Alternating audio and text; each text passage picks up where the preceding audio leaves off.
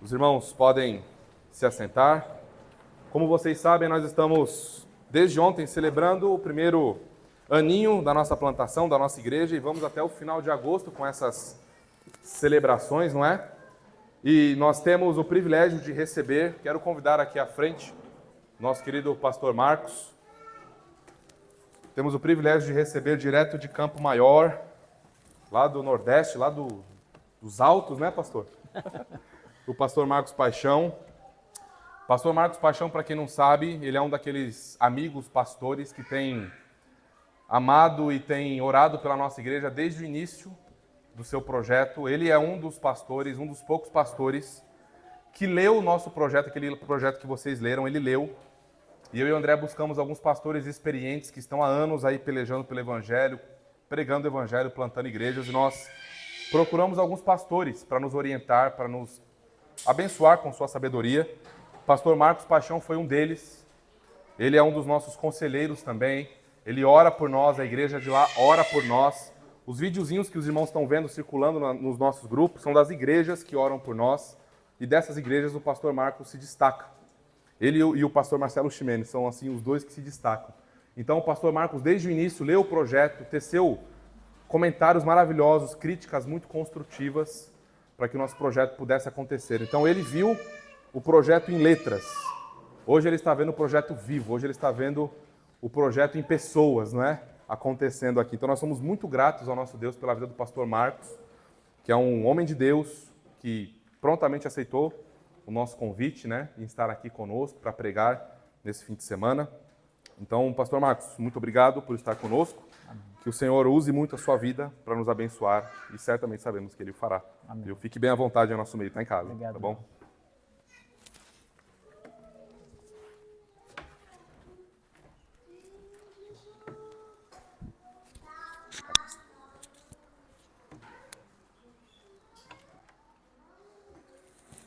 Bem, queridos irmãos, quero saudá-los com a graça do nosso Salvador Jesus Cristo. Amém. Que maravilha comemorarmos esse primeiro ano de muitos, certamente, que Deus nos dará, com uma igreja sempre crescendo no amor a Cristo, crescendo no amor uns aos outros e crescendo também numericamente.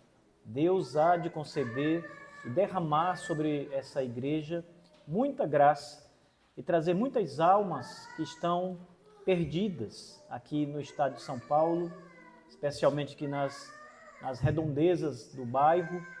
O Senhor há de tocar muitos corações.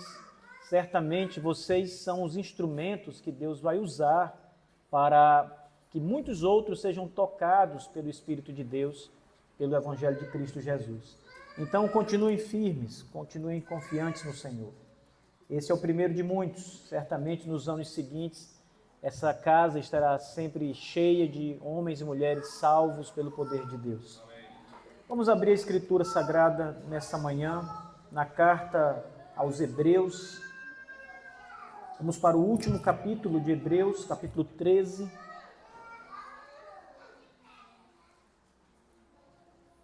Capítulo 13, verso 20 e 21. Hebreus 13, verso 20 e 21.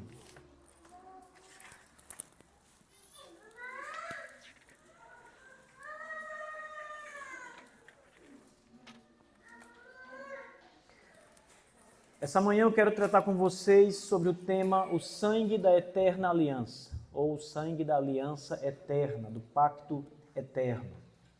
Hebreus 13, verso 20 e 21 diz assim: Ora, o Deus de paz, que tornou a trazer dos mortos a nosso Senhor Jesus, o grande pastor das ovelhas, através do sangue do pacto eterno, vos aperfeiçoe em toda a boa obra, para fazerdes a sua vontade, operando em vós o que aos olhos dele é agradável por Cristo Jesus, ao qual seja a glória para sempre e sempre. Amém. Vamos curvar nossas cabeças e orar ao Senhor. Ó Deus tremendo e todo-poderoso, Criador dos céus e da terra, Pai do nosso Senhor Jesus Cristo, nosso Salvador, Salvador bendito e maravilhoso, que veio do céu, se fez carne e veio padecer pelos nossos pecados para nos dar a herança eterna, para nos lavar com o seu sangue dos nossos horríveis pecados.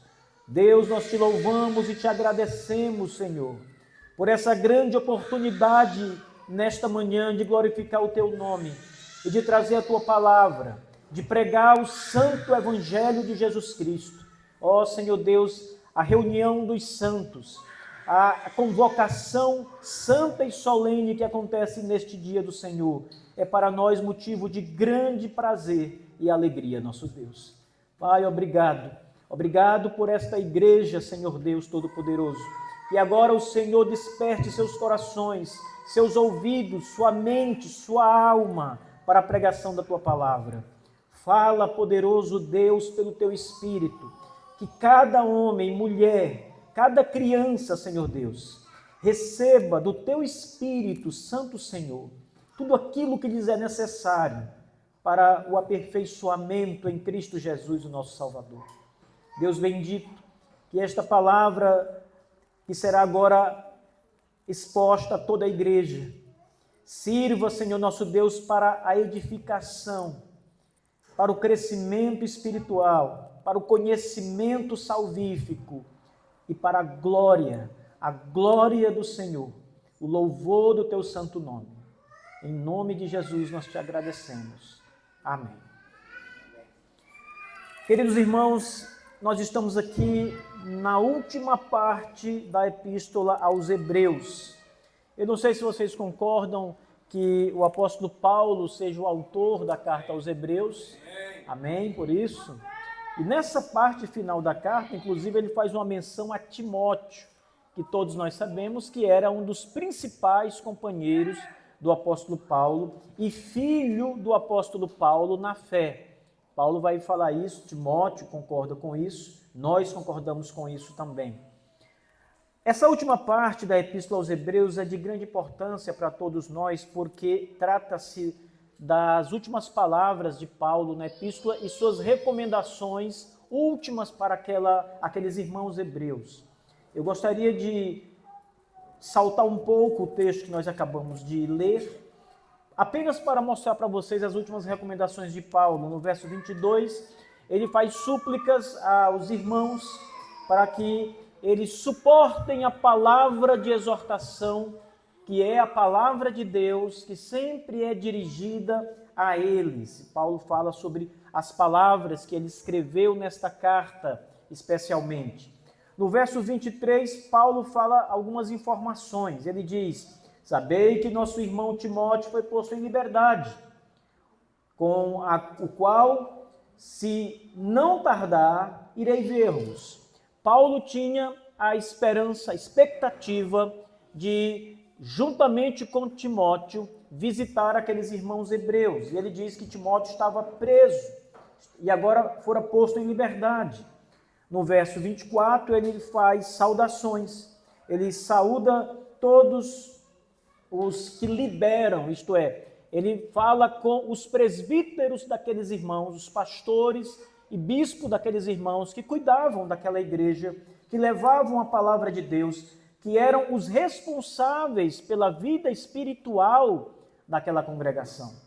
Hoje à noite, se Deus nos permitir, eu quero tratar mais especificamente sobre esse trabalho dos pastores aqui no meio da igreja, das igrejas do Senhor Jesus. E Paulo faz menção também a alguns irmãos da Itália. Ele diz: os da Itália vos saúdam. Veja como o evangelho estava espalhado naquele momento por grande parte da terra, especialmente da Europa, nesse ponto. E no verso 25 ele finaliza com a graça de Deus, que a graça seja com todos vós. Amém. Essa saudação por si só já é de grande importância porque ela apresenta o coração pastoral de Paulo. Mas antes desta saudação, vem os versos 20 e 21, em que o apóstolo Paulo trata especialmente das questões pactuais. Eu quero continuar esse tema com vocês hoje, hoje de manhã e falar um pouco mais sobre isso, porque esse texto é muito maravilhoso para nós escolhermos focar em um outro ponto. Eu prefiro hoje tratar de mais algumas expressões da teologia pactual retiradas a partir desse texto. Queridos irmãos, geralmente a igreja ela tem os seus olhos muito bem focados na pessoa maravilhosa do nosso Salvador Jesus Cristo. E a igreja deve de fato fazer isso. Jesus é o Salvador. Ele foi pregado no madeiro. Foi o seu sangue que foi derramado, vertido por nós. Nós somos salvos por causa da sua morte. O seu sangue derramado por nós. Mas aqui Paulo começa fazendo menção à figura de Deus o Pai. Veja o verso 21, ele começa apresentando, ora, o Deus de paz. Ele está mencionando aqui, especialmente, a pessoa do Deus Pai, apesar de que o Deus Trino esteja envolvido nesta saudação, nesta menção, mas o Deus Pai, ele é uma figura proeminente nas palavras do apóstolo Paulo, aqui em Hebreus, porque ele vai mostrar o que Deus fez. E eu quero destacar com vocês essa manhã estes pontos que o apóstolo Paulo destaca também. A primeira expressão é trazer à mente daqueles hebreus, daqueles irmãos hebreus, que Deus, o Deus Todo-Poderoso, é o Deus de paz. Essa expressão que Paulo usa, paz, ela não é a expressão que nós usamos, por exemplo, quando desejamos que haja paz entre os irmãos. Às vezes, a contenda entre alguns irmãos na igreja ou entre pessoas fora da igreja, e nós desejamos que o clima não fosse de guerra, mas fosse um clima de paz, um clima de harmonia, um clima de alegria, um clima que não houvesse ali nenhum tipo de luta, de batalha entre eles, mas que a paz reinasse. Porém, não é essa paz que o apóstolo Paulo tem em mente, quando diz que Deus é o Deus de paz. Ele é o Deus desta paz também, mas não é esta paz que Paulo está se referindo aqui. Também não é a paz no sentido de cessar a guerra entre nações. Nós hoje somos testemunha de que há guerras em vários cantos do mundo. Nós temos agora, por exemplo, a guerra entre a Rússia e a Ucrânia. Nós temos guerra entre Israel e os povos árabes. E há muitas outras guerras menores, às vezes até tribais, que acontecem no mundo. E como cristãos, o nosso desejo sincero é que houvesse paz entre essas nações. É que a paz reinasse entre elas. O nosso desejo sincero talvez fosse ver os líderes dessas nações se abraçando e selando com sinceridade acordos de paz. E que essas nações vivessem em grande harmonia. Será assim no céu. Será assim na Nova Jerusalém. Haverá paz e não haverá guerra. Mas não é esta paz que o apóstolo Paulo tem em mente quando ele fala de o Deus de paz. Mais uma vez, esta paz, a paz no sentido de cessar a guerra, também é uma prerrogativa divina. Está dentro do decreto de Deus, mas não é esta paz que Paulo está falando. Ele fala de uma outra paz. O Deus de paz é o Deus que fez a paz entre ele e nós. Porque nós crentes em Cristo, e aqui eu quero especificar o povo de Deus, a igreja do Senhor, nós estávamos em guerra contra o Senhor, nosso Deus. Nós éramos inimigos de Deus. A Bíblia Sagrada, ela nos descreve antes da nossa salvação como um povo que se levantava contra o Senhor com rebeldia, um povo que se levantava contra Deus, contra a palavra de Deus, um povo que não olhava para o Senhor, que não se curvava diante do Senhor, que não dava glória ao seu nome, que não reconhecia sequer o seu reinado, um povo que não olhava para o Filho, um povo que estava em inimizade. As Escrituras vão usar a expressão inimizade como sendo a relação que havia entre nós e Deus. Uma grande inimizade. Talvez você olhe para a sua vida hoje, ou talvez você até olhe para a sua vida antes de Cristo, antes da sua salvação, e pense: eu nunca fui inimigo de Deus. Eu nunca me levantei contra Deus. Eu nunca questionei Deus. Eu simplesmente não seguia o Evangelho. Eu simplesmente não havia despertado ainda para as coisas maravilhosas do Senhor. Mas é justamente esse estado anterior que a Bíblia chama, e as nossas confissões de fé e documentos chamam de estado de miséria e de inimizade. Éramos inimigos de Deus, irmãos. Jesus diz que quando ainda éramos inimigos, veja bem a expressão que ele usa, quando ainda éramos inimigos, ele selou a paz. Essa inimizade, ela é o retrato de uma guerra espiritual que havia entre nós e Deus.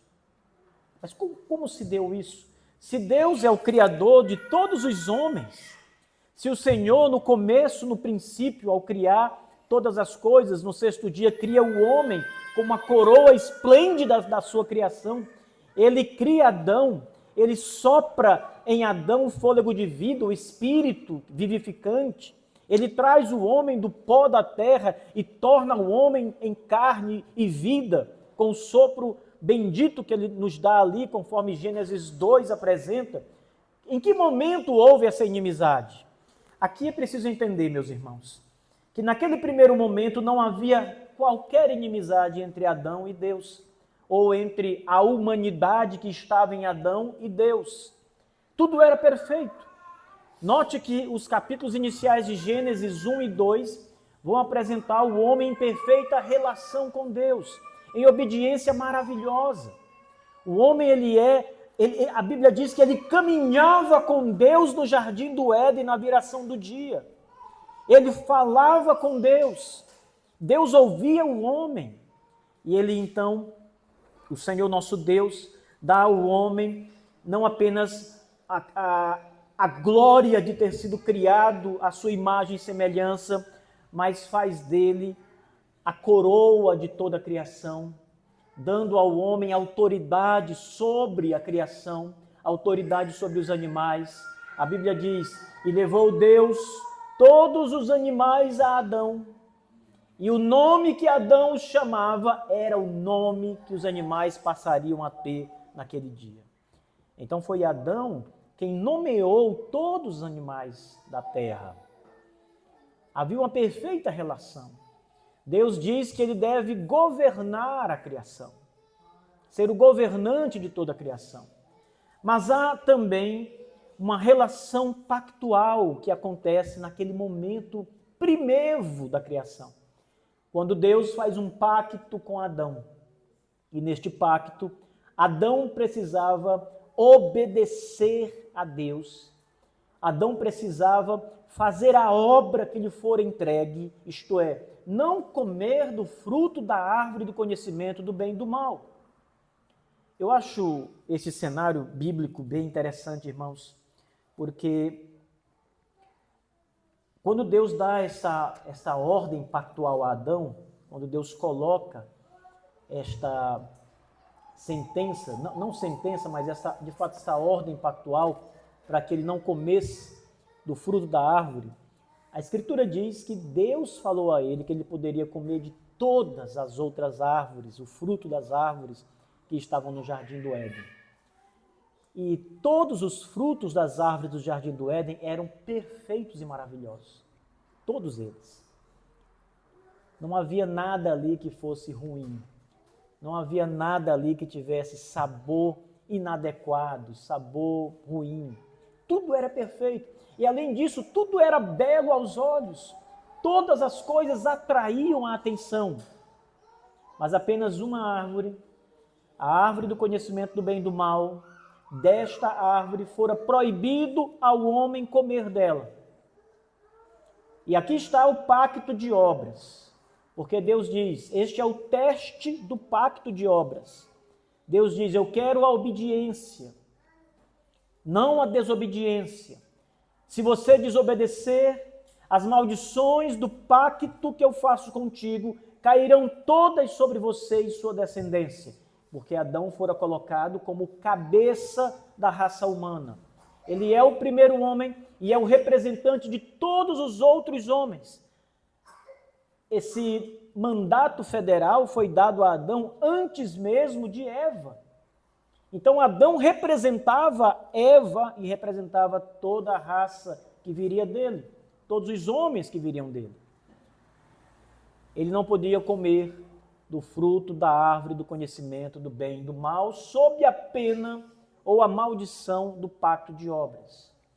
Porém, se ele obedecesse, receberia de fato a vida eterna, ele e toda a sua descendência. Nós sabemos como essa história terminou. Nós sabemos muito bem. Nós sabemos na prática, porque nós caímos com Adão, nós somos pecadores, nós cometemos pecados absurdos, irmãos. Nós não somos diferentes dos outros homens que pecam. Nós somos os mesmos homens pecadores, nós temos a mesma natureza caída e pecaminosa que estava em Adão pós-queda.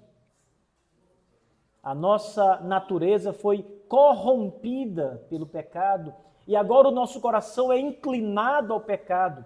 Essa expressão que muitas vezes aparece na teologia, uma inclinação ao pecado, significa que todo o seu ser está inclinado ao pecado. Significa que os seus olhos estão inclinados ao pecado, a ver, vislumbrar. O seu coração está inclinado a desejar, sua mente está inclinada a pensar. Tudo de modo pecaminoso e contrário a Deus.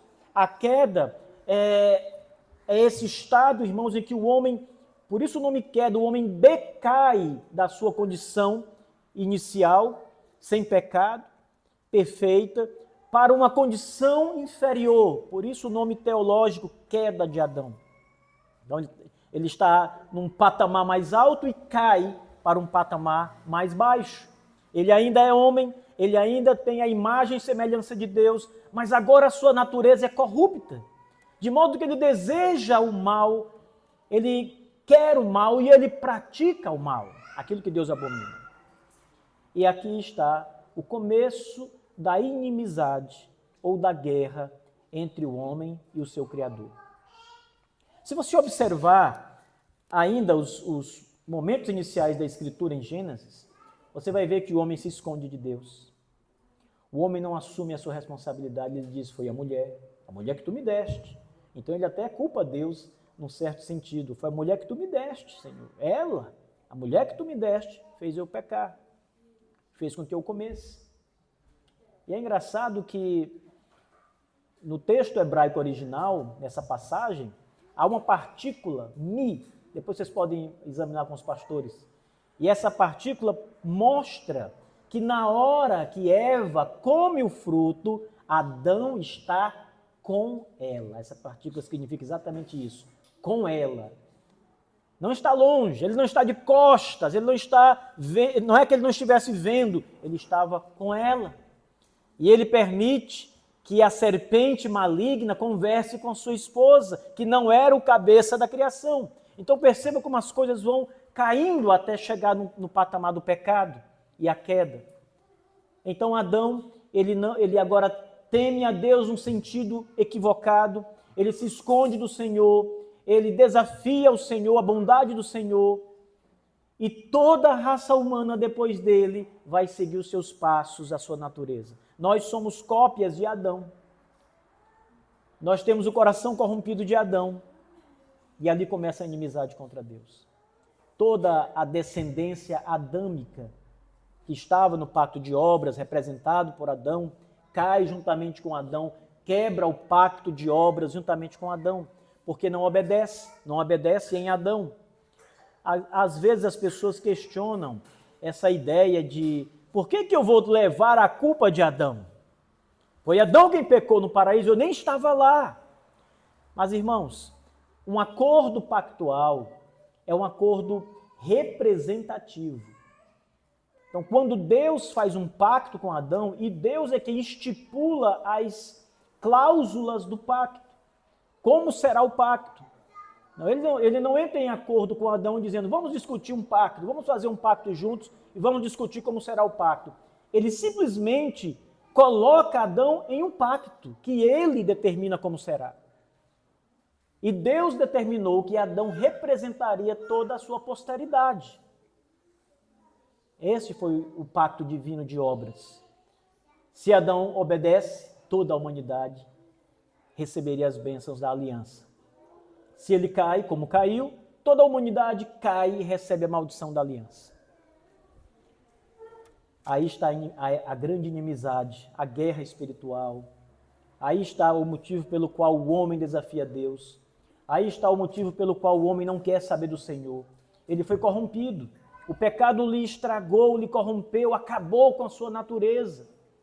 Seus desejos são maus, como eu frisei. Seu coração inclinado sempre às coisas pecaminosas. Uma vez eu dei um exemplo na igreja que eu pastoreio para explicar o sentido dessa natureza caída. E eu disse, experimente tomar um urubu, uma ave que come carniça. Pegue um urubuzinho novinho. Acabou de sair do ovinho. Você pega um urubuzinho e vai criar o urubu com todo carinho, lavando o urubuzinho com shampoo todo dia, sabe, dando coisas boas para ele comer, fazendo tudo que você pode. Quando o urubuzinho estiver cheio de penas pretas, já crescendo, você pega o urubuzinho e você põe ali um filé, né, uma carne, um churrasco, melhor de todos. Do lado direito você põe a coisa boa, o churrasco, a delícia. E do outro lado você põe uma podridão, uma carniça, uma coisa imunda. E você diz, urubuzinho, meu amor, voe para o churrasco, ele é delicioso, ele é bom, é gostoso, é saboroso, olha, ali está ele lá, voe para o churrasco, bique o churrasco, coma o churrasco, o cheiro está por cima. E ele solta o urubuzinho, vai urubuzinho. Você sabe para onde ele vai? Vocês são espertos. E por que ele vai para a carniça? A natureza dele ama a carniça. Assim, a natureza do homem, depois da queda, foi comprometida, de modo que ela é inclinada ao pecado. Ela pende para o pecado, ela pende para as coisas erradas. Seus olhos tendem a ver aquilo que não é saudável, que não é bom. Seus pensamentos tendem a ser trabalhados de uma forma inadequada ao pecado, buscando o pecado. E tudo isso, irmãos, afasta o homem de Deus. O profeta Isaías diz, porque há uma parede de separação entre nós e o vosso Deus. Deus é uma cidadela, é uma fortaleza santa. Há uma parede que separa o homem do pecado, que separa o homem de Deus por causa do pecado. Há uma grande muralha santa entre nós pecadores e o Senhor, o nosso Deus. E essa parede é a inimizade. É um muro de inimizade. E a Bíblia diz que esse muro foi derrubado pelo poder de santificação do Senhor, o nosso Deus. Amém. Então, quando Paulo diz o Deus de paz, ele está falando daquele Deus, o Todo-Poderoso, que decidiu fazer paz com esse povo que vivia nesse estado de inimizade contra ele. O Deus de paz é aquele Deus ofendido, irmãos. É aquele Deus que foi humilhado. É aquele Deus que foi difamado pelo homem. Mas ainda assim este Deus, o Deus de paz, decide fazer a paz. Ele decide se reconciliar com o pecador. Vocês acham que o pecador queria? Vocês acham que Deus vai chegar ao homem e dizer, olha, eu quero ser seu amigo, você me ofendeu, você me atingiu com suas palavras, com suas ações, seu pecado, mas eu quero ser seu amigo. Você acha que o homem gostaria de ser amigo de Deus? Ele não quer. Ele dizia, não, eu odeio você, eu não quero estar perto de você, eu não quero sua palavra, eu não quero nada que esteja ligado ao seu nome. Porque o coração dele é inclinado para trás da muralha da santidade, para o lado do pecado.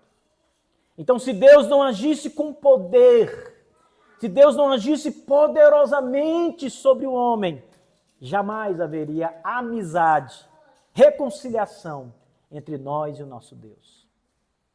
Então, esse Deus ofendido, que Paulo menciona aqui no final do capítulo 13, ora, o Deus de paz, é esse Deus que perdoou a ofensa ou a maldição do pacto de obras. Mas ele não pode simplesmente, nem Deus poderia simplesmente perdoar. Porque a sua palavra, o seu contrato pactual havia sido firmado. E ele não pode mentir. Então algo grande, muito grande, precisava ser feito para que isso fosse remediado, consertado. Veja o que Paulo diz. Ora, o Deus de paz, que tornou a trazer dos mortos a nosso Senhor Jesus, o grande pastor das ovelhas, através do sangue do pacto eterno. Aqui, meus irmãos, está o cume, o ápice da maravilhosa graça de Deus. O sangue do pacto eterno. Deixa eu ler para vocês o que vocês leram agora há pouco.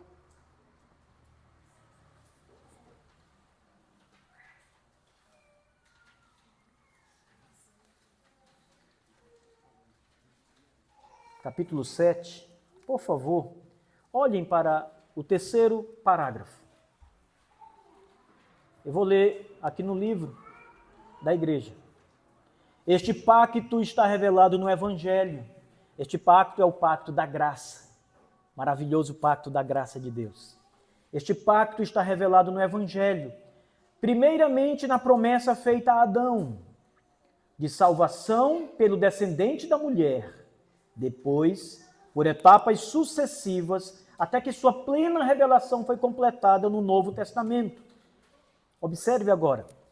O pacto está fundamentado na transação pactual eterna. Vou ler mais uma vez.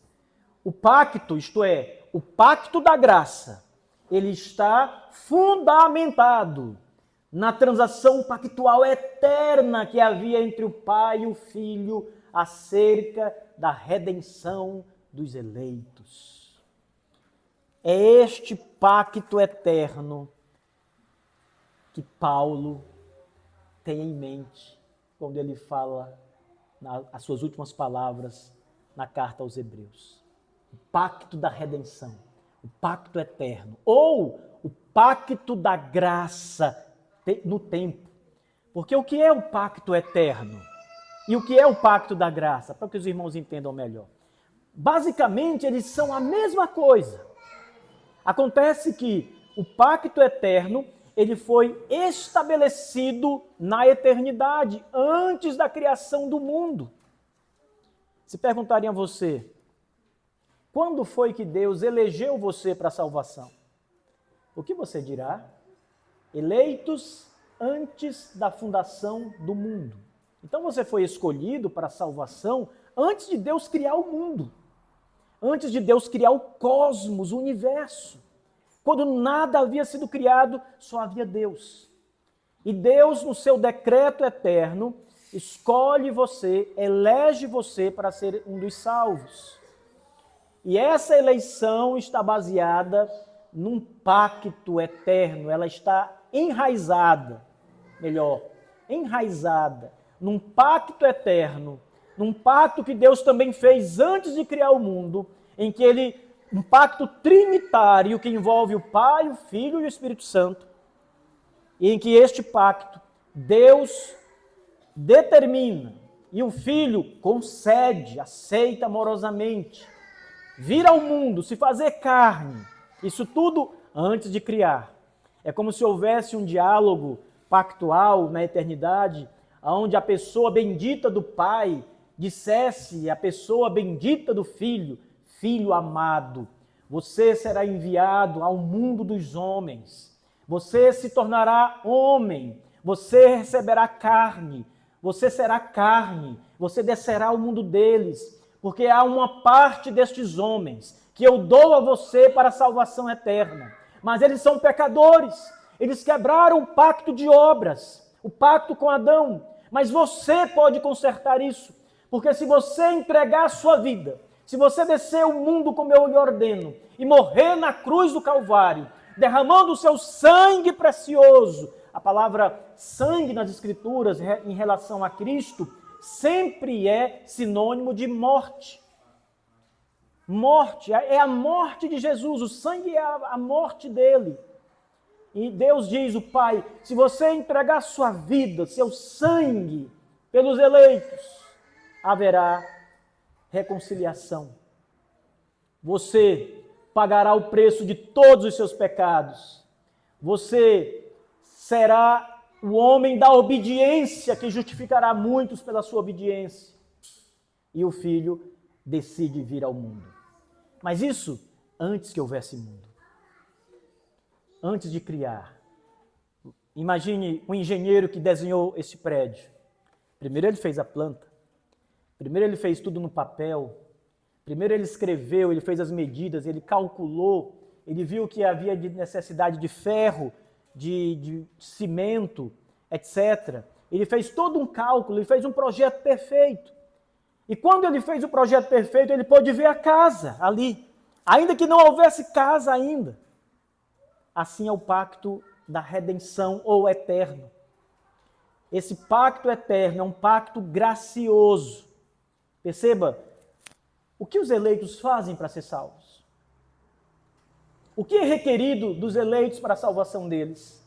Adão era requerido não comer do fruto da árvore, mas aos eleitos, irmãos, nada é requerido. O que é requerido é ao Filho. Deus requer do Filho obediência perfeita. E mais do que Adão, ele agora precisava reparar um erro que não havia nos dias de Adão, o pecado. Ele precisa reparar o erro com a própria vida, entregando a própria vida, entregando seu sangue para a remissão dos pecados. E então, passam-se milhares de anos, 5, 6 mil anos, entra-se o período que nós chamamos de Novo Testamento, e já passaram-se de lá até aqui 2000 anos. Então nós temos aí milhares de anos desde quando o pacto da redenção, o pacto eterno foi firmado, contando a partir da criação apenas, claro. E sabe, irmãos, aquele pacto da redenção ou aquele projeto pactual, essa não é a melhor palavra, ele foi concluído, realizado, quando Jesus foi mandado para a cruz. Este é o pacto da graça. O pacto da redenção se tornando realidade no tempo. Então, Paulo diz, o Deus de paz, que tornou a trazer dos mortos o nosso Senhor Jesus, o grande pastor das ovelhas, através do sangue do pacto eterno. Ele está fazendo uma menção à obra de Jesus Cristo, que foi planejada na eternidade, determinada na eternidade e cumprida no tempo de Deus, no tempo certo. A obra que selou a paz entre os eleitos de Deus e o próprio Deus, através do sangue da eterna aliança. Agora, eu não vou me alongar mais nessa parte, mas eu queria apenas deixar um pensamento para vocês, para nós trabalharmos melhor nele à noite. Paulo, ele diz o seguinte, que Deus, o Deus da aliança eterna, tornou a trazer seu Filho dos mortos. A redenção, ou o pacto da redenção, não era só Cristo vai morrer pelos eleitos. Também era, e ele vai ressuscitar pelos eleitos.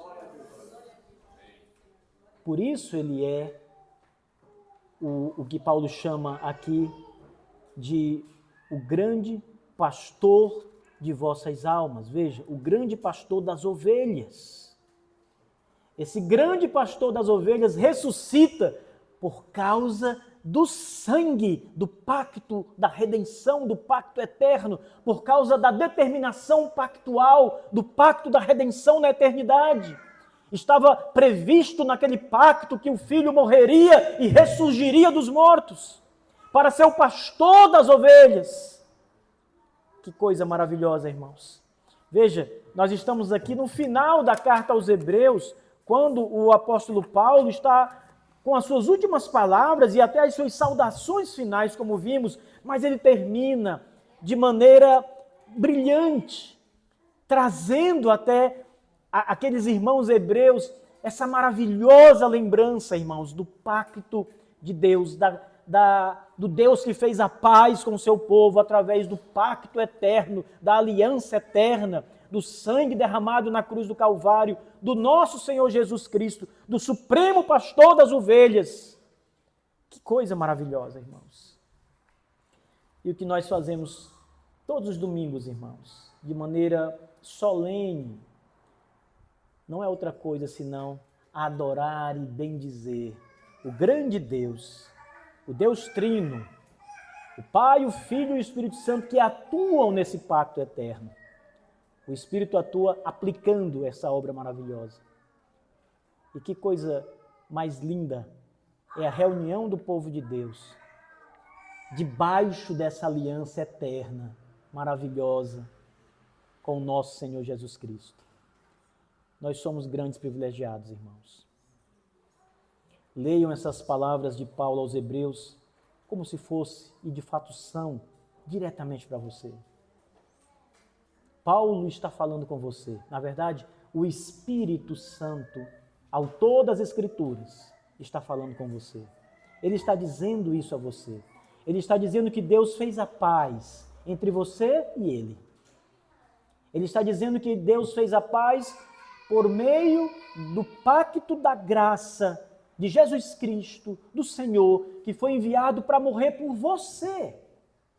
Não pense em outra pessoa. Não pense que Jesus foi mandado por todos os eleitos. Agora pense em você como o eleito. Ele morreu pelos meus pecados, ele derramou o seu sangue precioso por mim.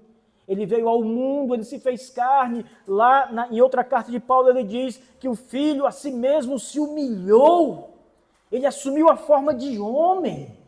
Isso é humilhante para o Criador, assumir a forma de uma criatura. Mas ele fez isso porque um homem, somente um homem poderia representar um homem.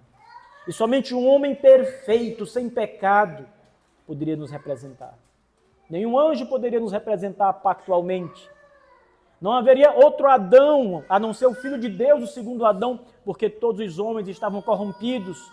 Todos nós éramos como aquele pequeno urubuzinho. Só o Filho de Deus, só Cristo, sem pecado, poderia ser o nosso representante perfeito, é o seu representante perfeito. Você não está mais em Adão. Você agora está em Cristo. Você agora está no pacto da graça. E sabe, irmãos, você nunca conhecerá o inferno. Nunca. Você não conhecerá as tristezas, a agonia, a aflição. Você não ouvirá os gritos.